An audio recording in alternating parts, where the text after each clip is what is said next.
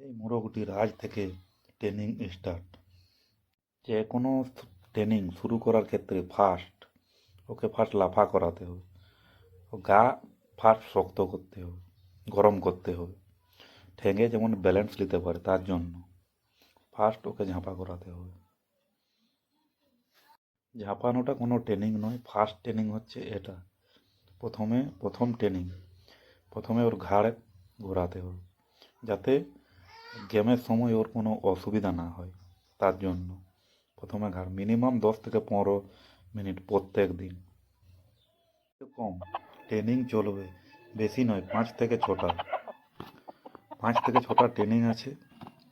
যদি 5 থেকে 6টা ট্রেনিং পার ডে করতে পারো, যেমন করা মোরগ হোক না কেন, ওর স্পিড হবেই। তো এটা হচ্ছে ফার্স্ট পার্ট। সেকেন্ড পার্টের জন্য ভিডিওটি লাইক করুন।